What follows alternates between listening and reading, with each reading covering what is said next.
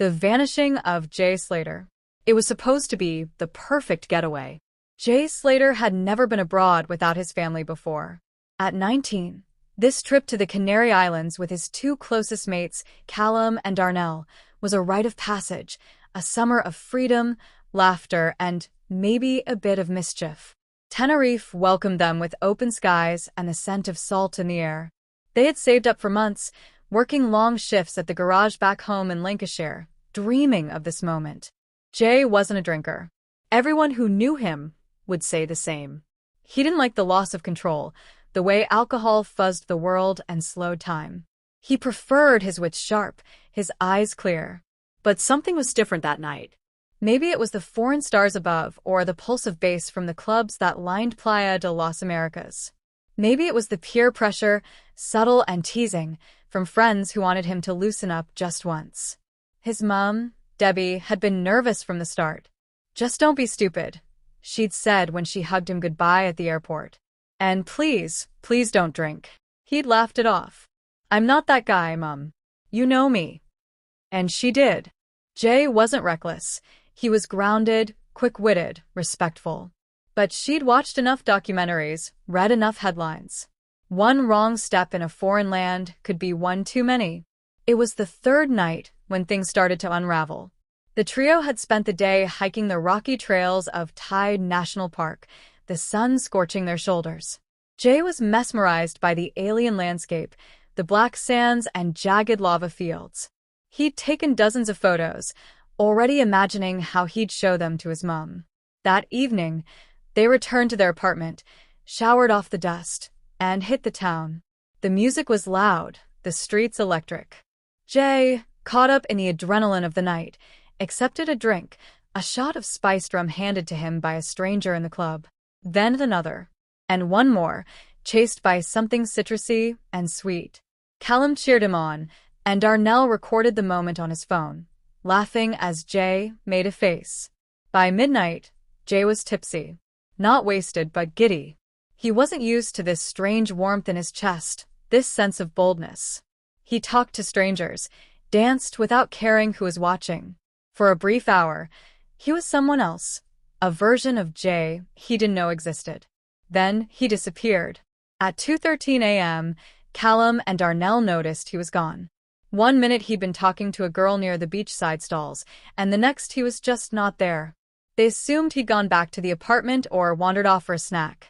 It wasn't unusual on a night like that. But by morning, he still hadn't come back.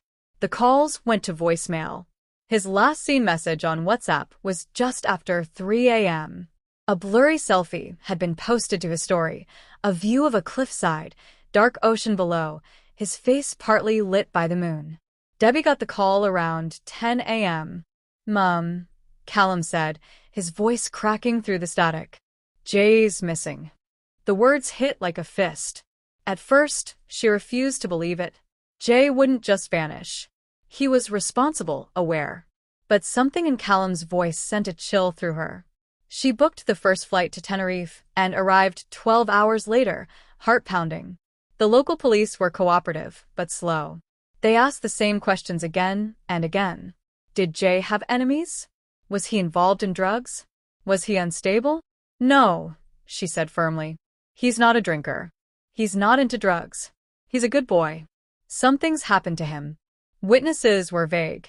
One man said he saw Jay get into a car with two older men near a quiet back road, far from the clubs. Another claimed he saw a young British man walking alone, barefoot, into the hills near Los Cristianos around 4 a.m. The leads tangled and contradicted each other. Days passed. A drone search combed the coastal cliffs. Volunteers scoured hiking trails. A t-shirt was found snagged on a branch, possibly his. But there was no phone, no wallet, no Jay. The media picked it up quickly. British tabloids splashed his face across their covers. Lad's holiday horror, Lancashire teen missing in Tenerife. Strangers speculated. Social media boiled with theories. Some accused his friends. Others blamed the locals.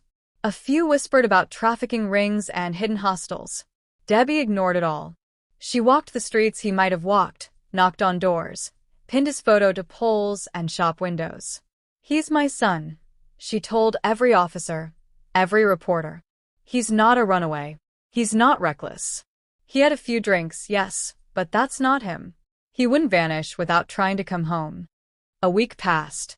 Then, too, there was a moment, one fleeting, hope-fueled moment, when someone claimed they saw Jay at a gas station on the northern coast, dazed but alive. But CCTV was inconclusive. The trail went cold again. By the third week, the police began quietly scaling down the search. Debbie refused to leave. "He's out there," she insisted. "He didn't just disappear into thin air." Her voice grew tired, her eyes lined from sleepless nights, but she held onto one belief with unshakable conviction. Jay wasn't done with this world. He had plans. He wanted to go to college, open his own business, travel more. He was saving up for a car. He wanted to make her proud. Somewhere, she believed, he was waiting to be found. Jay Slater's story, true or not, became a modern legend. A cautionary tale of a holiday gone wrong. A mystery tangled in fog and foreign soil. Some said he was taken. Others claimed he simply wandered too far, the night swallowing him whole. But for Debbie, there was only one truth. Her boy wasn't just a name in a headline. He was her heart, her hope. And no matter how long it took, she would keep searching. Because love, unlike memory, does not fade.